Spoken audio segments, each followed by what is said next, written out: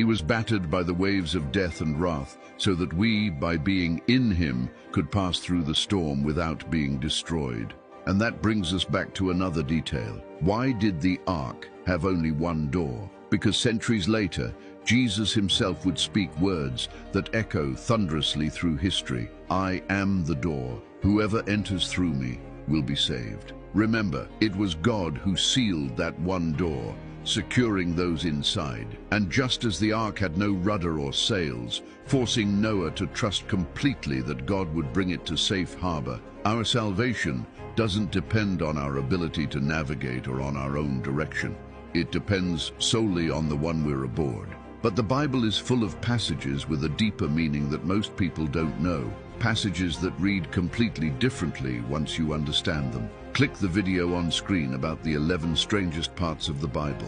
In it, we bring to light stories most people overlook, stories with incredible meaning. Click the button on your screen. You don't want to miss it.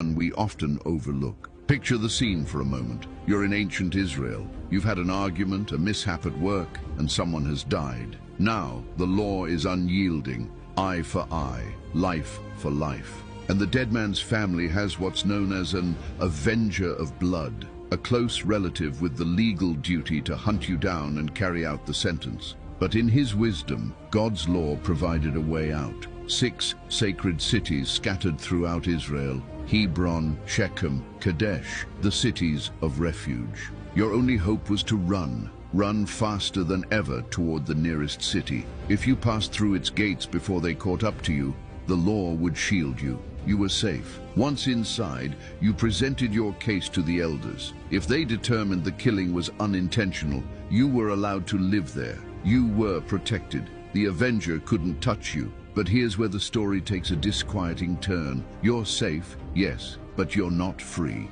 You become a prisoner inside your own stronghold. Set a single foot outside the city walls, and the avenger of blood can lawfully take your life. And the question is inevitable. How long? Will you live out the rest of your days looking over your shoulder, trapped in this gilded cage? The law gave an answer, the same one I hinted at the start, and it sounds so strange. Your exile would end, and you could return to your home, your land, and your family only when the high priest serving at that time died. The congregation shall deliver the manslayer, and he shall remain in his city of refuge until the death of the high priest. Stop and think about that. What sense does it make? What connection could there be between the death of an innocent priest in the capital and the freedom of a guilty killer miles away? At first glance, it seems to make no sense at all. It looks like an arbitrary legal quirk, but it isn't. It's the heart of the message. Here's the twist that changes everything. The death of the high priest wasn't just a date on the calendar. It was an act of atonement, a payment. In the biblical worldview, the high priest was the supreme representative of the people before God. That's why his death carried such immense weight that, in the eyes of divine law, it settled the blood debt caused by the fugitive. The death of someone of immeasurable worth set the guilty free. The account was paid in full. Sound familiar? Now, fast forward thousands of years. The stage is no longer Israel, but the whole world. And the guilty party, the Bible tells us, is each one of us. For all have sinned and fall short of the glory of God.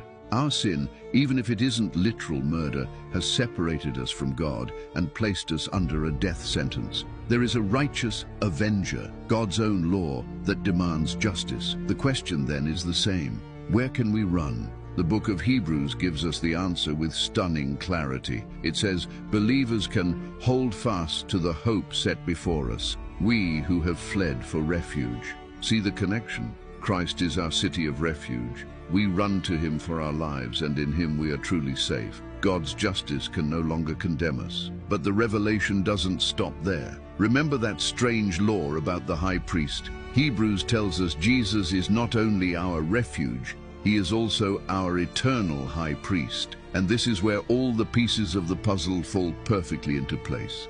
The manslayer in the city of refuge was set free only when the high priest died. And we, the refugees in Christ, when were we fully released from our guilt and condemnation and allowed to go home to the Father? Exactly. when our great high priest Jesus Christ died on the cross. Jesus fulfills both roles to perfection.